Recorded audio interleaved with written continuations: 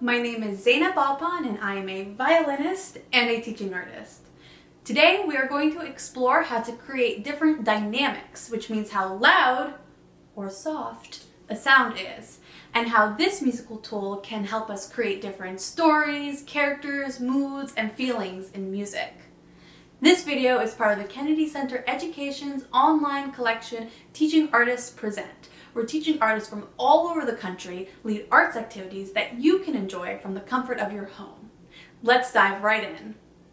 To get started, I would like for you to think of a time where you felt very excited.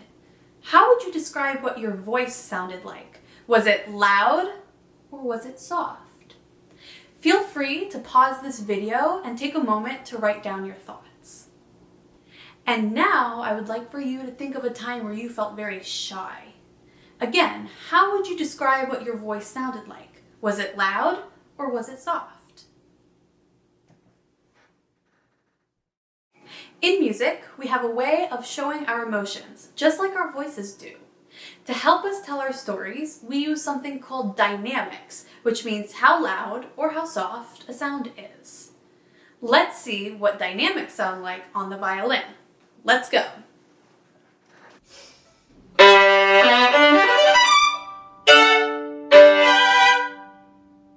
So, what did I do to create my excited sound? Some things that I did were, first, I used my bow. This is my bow. And I used a lot of my bow. By moving my bow back and forth and using a lot of it, I was able to create an energetic sound or a loud dynamic. Also, I placed my bow on the violin close to the bridge. This right here is the bridge. When I place my bow close to the bridge, I get a louder sound. You can create dynamics on many different instruments, but you can also create dynamics on any object that you can find in your home.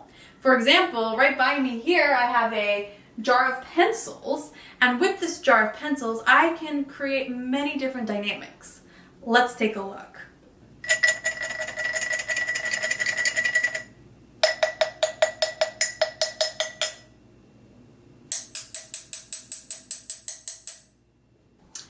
What is an object that you see that is close by that you can use to create an excited sound?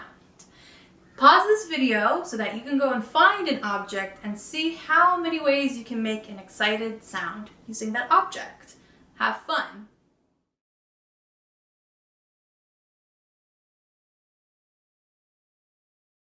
Now let's go to the shy feeling. Here's how I would create a shy feeling using my violin.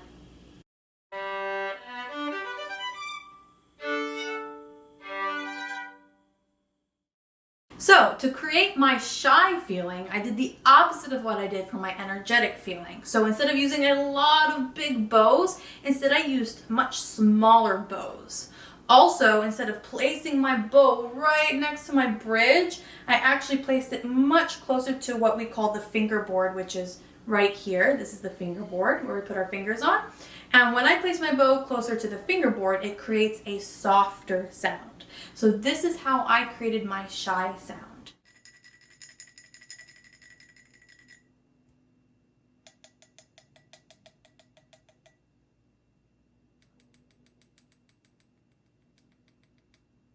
Notice how with my violin and my objects, I used the same notes or the same object, but created different sounds and different dynamics, how loud or soft I played it. Now take the exact same object that you used for your excited sound and now try to create a shy sound.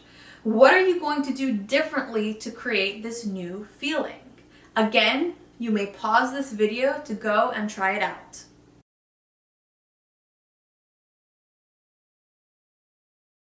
So, what did I just do there? I used dynamics, which once again means how loud or soft a sound is. For my excited sound, I used the dynamic forte. Forte means loud. To create a forte dynamic using my objects, I made sure to move my arms back and forth really, really fast to create the most forte dynamic I could possibly create. For my forte sound, I made sure to use really big motions with my arms to create the loudest forte sound I can create. I also used a lot of force and weight. And this is how I created my forte sound. In contrast, for my shy sound, I used the dynamic piano. Piano means soft. Now for my piano sound, I'm going to do the opposite of what I did for my forte sound. Instead of using big motions, I'm going to use smaller arm motions, like this. I'm going to use less weight, so I'm not going to try to press down as hard. And I'm going to use less force. And that's how I get my piano sound. So, now that we've learned all about dynamics, how loud or soft a sound is, let me play you one more excerpt on the violin from a piece composed by Antonio Vivaldi called The Four Seasons.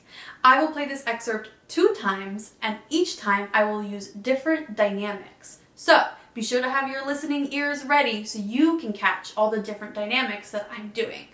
Remember, I'm using the same music and the same notes. All I'm doing is changing the dynamics. So you can also ask yourself the question, do these different dynamics give different feelings, moods, or characters to the same piece of music? Let's take a listen.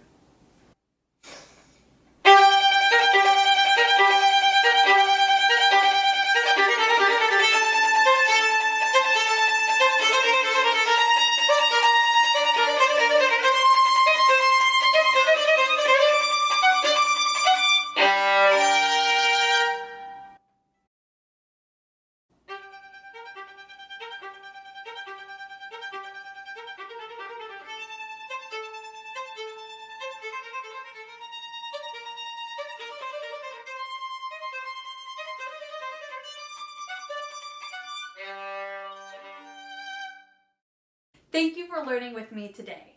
As you continue to listen to music, now you can really listen out for all the different dynamics and how these dynamics can really help create different moods and characters. I hope you enjoyed this video and that you will explore other videos from the Kennedy Center Teaching Artists Present collection. Thanks for watching!